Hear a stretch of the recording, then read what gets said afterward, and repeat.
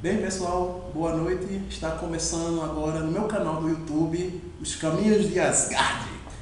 Apesar de meu nome se chama Antônio Oliveira, mais conhecido como Thor, apesar de não ser o grande louro Deus do Trovão, estou começando aqui mais um programa. E meu primeiro entrevistado de hoje se chama-se Rogério Vysozeff, poeta marginal, agitador cultural e performance.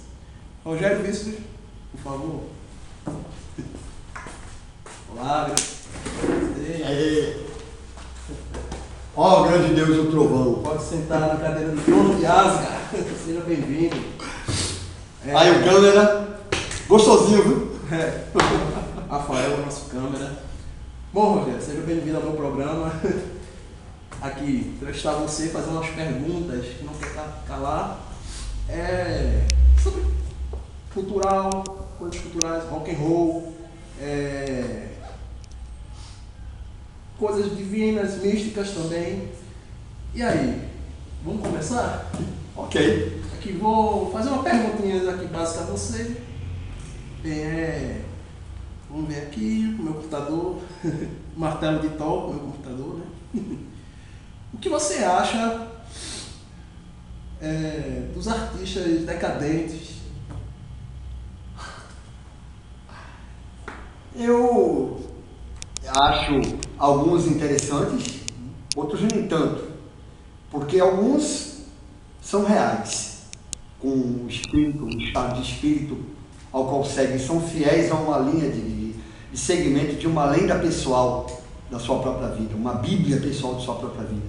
E existem os que fazem gênero, fazem tipo, e algumas vezes, alguns, mesmo fazendo gênero ou fazendo tipo, fazem uma coisa bem elaborada e bem convincente quando se trata de marketing, que também é legal, tipo Marilyn Manson, que não é de totalmente vazio, como também tem outros que fazem a coisa que não convence tanto e não tem a originalidade, fica uma coisa forçada e postiça, né? Mas tenho uma admiração pelos que são originais, me inspiram muito, muitos desses. Decadentes. Fala aí, inspiração. Você tem algum, se inspirou em algum, tem alguma inspiração em algum desses artistas? Tanto cadentes e decadentes. Daqui local, Erickson Luna, que tive o prazer de privar da sua intimidade, William Burroughs, Charles Bukowski, Jack Kerouac, Allen Ginsberg. Uma coisa que bateu muito forte para mim, pelo menos na verve literária, foram os Beatles, ou os Beatles, né? Certo. Outra pergunta também, 2013, né? Não quer calar, passou, mas foi carregado, muito carregado. Eu queria citar aqui uma pergunta sobre os protestos de 2013, que foi o ano dos protestos. E aí, na sua opinião, sobre os protestos? Eu estou com peninha da academia, né? Até hoje a academia está quebrando a cabeça para tentar elucubrar uma tese, né? A academia, mais uma vez, com suas formulações estéreis, né? Tentam estratificar e catalogar a riqueza imensurável da movimentação humana e que acontece e emana da vida. Teve algumas coisas que foram interessantes, que até fiquei emocionado, em outras que me preocuparam, porque quando se suscita uma coisa que tem legal da espontaneidade, algo é muito legal do que acontece dentro da espontaneidade, mas outras também você vai ter que dar espaço a outras vertentes que podem parecer não tão interessantes, mas que ao mesmo tempo fazem parte do contraditório. Então, teve coisas extremamente arejadoras para o que se precisa para o país, como também tiveram coisas extremamente conservadoras e reacionárias, mas que também tem que existir. Eu, hoje em dia, não tenho mais bode nem com a possibilidade do reacionário e do conservador, porque eu acho que são vertentes. Se você realmente tem uma visão libertária, você vai ter que respeitar o outro, mesmo que não concorde, mas respeitar que isso faz parte do grande caleidoscópio. Agora, eu estou preocupado de que isso tenha sido um fogo de palha, isso me preocupa, porque eu acho que a canalice está graçando no país ainda, entende? Admirei um pouco a energia do Black Bloc, mesmo resvalando em ilegalidade, mas a gente tem que lembrar que muitas coisas das sociedades que eram legais em outros momentos passaram a ser legais e até depois amparadas pela lei, quando determinados setores da legislação e dos legisladores começaram a notar que era uma demanda da sociedade. E, por sua vez, mesmo que de uma forma hipócrita, passaram a transformar isso em lei para tentar mostrar que estavam sensíveis a atender uma demanda a qual a sociedade queria tirar daquela linha de conforto. Tem até aquela questão, eu vejo aquela parte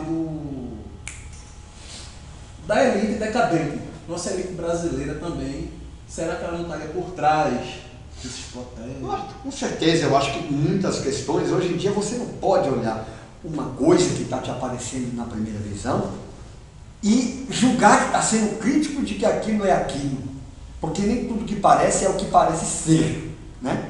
Então, algumas coisas eu achei interessantíssimas, como outras eu achei extremamente preocupantes. E assim, é legal que se tire as coisas da zona de conforto, mas, por exemplo, dizer que foi a primavera árabe no Brasil, a primavera árabe é uma coisa extremamente complexa também, porque na verdade uma grande maioria foram movimentos reacionários querendo tirar outros movimentos reacionários. Então isso é delicado, de você suscitar como uma primavera árabe uma revolução. Que tipo de revolução? E para onde se vai? Agora, ao mesmo tempo, essa reticência é interessante, porque eu acho que não tem fórmula de bolo e nem fórmula perfeita. Eu acho que o processo contínuo é que vai gerando a possibilidade. Cabe saber se tomam rumos interessantes dentro dessas possibilidades. Outra coisa, você tem uma aparência meio rock and roll, metal. Queria saber, assim, seu estilo é rock and roll? Você absorveu muito do rock and roll? Já participou de banda, tudo? E aí? Tive uma banda que não teve muita notoriedade chamada Anjos Pornográficos, porque eu sempre tive essa coisa do cruzar literatura com rock and roll, inspirado em algumas figuras via literatura beat, depois alguns que herdaram como os Beatles e o Jim Morrison dos The Doors, que era um beat tardio. Então, de alguma forma, eu apropriei essa questão também agregando alguns valores dos países. Eu acho que Nelson Rodrigues, em contrapartida do que se parecia conservador, é extremamente revolucionário dentro da sua literatura. E até discordo de que ele era conservador, eu acho que ele era corajoso, de dizer coisas indigestas que ofendiam os pseudos revolucionários. Tipo a pendenga também que tem com Gilberto Freire. Mas em si, o rock and roll me inspira muito. Agora, depende de que rock and roll a gente fala hoje em dia, porque para mim hoje em dia a coisa mais rock and roll, vejam, em alto e bom som, a coisa mais rock and roll que está acontecendo atualmente, galera, é o stand-up comedy, com Rafinha Bastos e Danilo Gentili, ou outros párias indigestos. O brega, por incrível que pareça, está sendo muito mais antissocial e desagregador do que o próprio rock atual, que está bundão pra caralho, tá entendendo? Está extremamente moralista, porque comeram a armadilha das ONGs, com um discurso moralizador, politicamente correto, bundão e catalogante. Catalogaram, colocaram, engessaram, né? Então depende de que é rock and roll. Eu ainda gosto daquele rock and roll rebelde. Não acho que o rock and roll todo tenha que ser rebelde. Eu gosto do messianismo do YouTube e em alguns momentos me sensibiliza. Mas também gosto, eu acho que o rock tem que ter essa verba de desagregar, de tirar do estabelecido. Eu acho que se o rock perder isso para mim, fudeu. Então, lamentavelmente, hoje em dia as coisas mais rock and roll que estão acontecendo, mais punks, é o brega, é o tecnobrega e o funk carioca, ou o funk ostentação. Sintam-se ofendidos, párias politicamente corretos e bundões do underground. Até tempo desse perdemos um ícone da música, do brega, Reginaldo Rossi. Você compararia Reginaldo Rossi a quem? A Johnny Hooker, a qualquer bluesman. Porque aí onde está a putaria dessa galera que hoje em dia está pegando sem notar, porque isso foi uma febre da infectação de algumas ONGs politicamente corretas. E diga-se de passagem, é perigoso um pouco desse caminho politicamente correto, porque eles tentam catalogar e engessar a arte que é como a mãe natureza, não é nem boa, nem mal, nem moralista. Na verdade, eu acho que, não vou dizer todas as ONGs, mas as ONGs, quando se infiltraram dentro do movimento cultural, porque muito picareta produtor criou ONG para se livrar do fisco dos impostos. e não tiveram a ousadia de meter a cara na produção para criar produtora e assim não ficar engessado dentro de toda essa estética politicamente correta, bundona que está acontecendo com a cultura. Se Vladimir Nabokov publicasse no Brasil Lolita atualmente, ele estava preso. Isso é perigoso para mim. Eu acho que é um neomoralismo que está instalado. Então, acho isso preocupante. Não sei se respondi bem a sua pergunta. Respondeu. E assim, você se considera um Iggy Pop, um Mick Jagger decadente? Eu acho que eu tenho essa coisa da decadência, né? Eu levo isso muito a sério enquanto uma filosofia de vida. E acho que me inspiro neles por alguma coisa. Não me considero eles, porque eu acho que eu sou Rogério Viciozetti. Agora, é claro que muitos elementos, não porque notoriamente copiei deles, me inspirei neles, mas ao mesmo tempo eu notei numa pesquisa minha, em autoanálise que eu fiz, que uma época eu julgava que estava imitando meus ídolos, que não estavam os imitando, eu estava na verdade me inspirando neles ou encontrando pontos de encontro da minha arte com a deles. Então logo uma concordância filosófica. Sim, vou fazer uma pergunta polêmica, que está caindo muito hoje em dia no Facebook, em algumas redes sociais, perguntas aí, que tem muito pseudo ateuzinho, agnóstico aí. Ateu da moda, isso existe. Você acredita em Deus? Cara, enquanto minha visão cientificista, exata e lógica, questiono, que é um direito de todo ser humano, porque dentro do próprio Evangelho, teologicamente, diz que o ser humano tem um livre-arbítrio. Agora, você tem que ter a bagagem de assumir o ônus do que você segue. Ou da vida, ou da Bíblia, que você construiu da tua própria vida e da tua vida pessoal. Agora sim, teve uma pesquisa científica muito séria e muito bem embasada, que estratificou 2 segmentos na humanidade, de algumas pessoas que realmente têm uma propensão genética de não acreditar em Deus, e as que têm uma propensão genética de acreditar. Eu estou na segunda. Acredito, tenho uma propensão a acreditar, mas que não é uma coisa totalmente definida, porque eu também me vejo no direito de questionar, de pesquisar, de fuçar, de provocar, ou até ter uma releitura. Mas você não acha que tem muito ateu de modinha? Tem ateu de moda, como também, assim como eu acho que Rafinha Bastos foi extremamente importante quando ele disse também que tem muita gente, tanto do stand-up como da arte, que está sendo politicamente incorreto, apenas de uma forma superficial, ou artificial, ou impostada, né? E aí, aquela história, a definição depois chega. As pessoas que têm um bom tato vão enxergar os que são originais dentro disso. Mas tem muita gente que está querendo ser usado porque sabe que isso causa corrosão. Eu concordo com o Jim Morrison na introdução daquele filme The Doors, que é baseado em Nietzsche, que a gente algumas vezes tem que se armar das máscaras mais horrendas, porque elas ficam impregnadas no inconsciente coletivo da humanidade. É mais nesse sentido que eu utilizo algumas vezes da estética do grotesco e do agressivo. Não necessariamente, às vezes, o desejo de agredir. Você gostaria de falar sobre a política do seu estado? Atualmente, a gente vive uma realidade porque a gente tem um governador que tem poderes mágicos, né? Ele é ilusionista, né? Coronel Dudu? Bill do Olho Verde. Como estão dizendo aí pelas redes sociais, o Bill do Olho Verde, porque acho que não necessariamente todo, mas uma grande maioria de todo político tem um pouco do gangster. Tanto que na própria história da máfia existiam os momentos em que a política teve aquela relação embrionária e promíscua com a própria máfia. Então, eu acho extremamente delicado. A prática dele não é ele o único que ela faz. Da retórica bem elaborada, do marketing bem elaborado. Eu estou muito preocupado porque boa parte dos políticos hoje em dia estão com retóricas de dizer que sanaram determinadas situações que, se você anda no dia a dia, no cotidiano, você vê que não foram sanadas. Isso é lesivo para a sociedade. Hoje em dia, muitos deles também têm a imprensa nas suas mãos. Então fica delicado, porque aí onde Raul já tinha bem dito a questão, eu não preciso ler jornais, mentir sozinho, eu sou capaz. E eu vou dizer uma coisa para vocês, amiguinhos. Mentira, eu só gosto quando eu conto. Aqui, cite 3 coisas que você adoraria mandar tomar naquele campo. O famoso regional.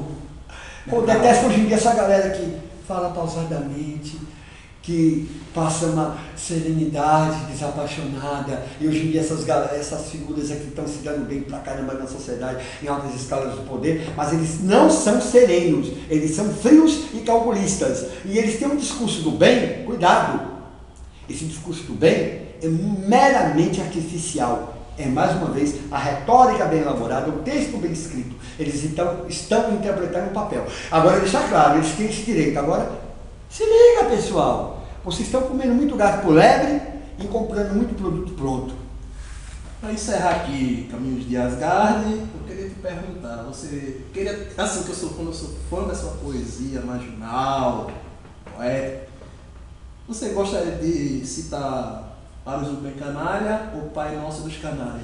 Paros do Bem, porque hoje em dia estou me lembrando de tanto papo lindo que eu estou vendo de alguns políticos, inclusive da nossa presidente, dizendo que acabou com a miséria e que agora vai chegar no próximo patamar em que a miséria vai ser totalmente sanada no país, quando a gente vê que essa asepsia, no sentido prático, não está acontecendo. Apesar de reconhecer sensatamente que alguns progressos aconteceram, mas que o outro papel também, para que eles aconteçam de verdade, em vez de ficar se fazendo cota, ou agora combater a reprovação, não que eu seja a favor da reprovação no meio escolar, mas não adianta fazer cota para o meio universitário ou grandes investimentos na universidade se você não investe no ensino fundamental qualificado, para que as pessoas cheguem. E outra, uma hipocrisia fazer vestibular no Enem. Eu acho que quem terminou o segundo grau deveria simplesmente se matricular e fazer a universidade. É uma visão minha que eu não sei se eu estou sendo o dono da razão. Mas, enfim, essa asepsia não está acontecendo porque tem que se melhorar na sociedade. O nosso governador está fazendo hoje em dia,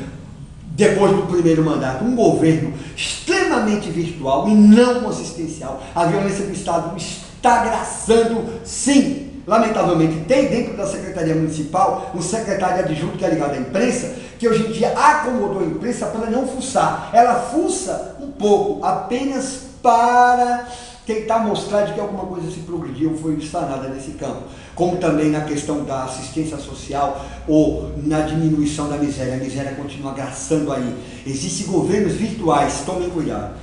Mas em si, eu queria também para alguns zongueiros politicamente corretos, muito bem intencionados, que estão ganhando grandes salários, lucrando, assim como os políticos e os antigos sindicatos pelegos, com a miséria. A miséria continua sendo lucro, seja na seca do sertão ou na seca da cidade, de sexo, fome de comida, fome de cultura e fome de viver na sua plenitude.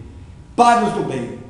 Se você é do bem, vá tocar o sininho de Belém, que faz bem, bem, bem, bem. Depois, fique dizendo amém, botando no cu do seu irmão também, com uma cara sorridente, que ocultam as presas que são seus dentes. Dê esmola aos pobres, se esconda em atos nobres, qualquer coisa que o valha para compensar seu lado canalha. Eu vou, viva Dionísio.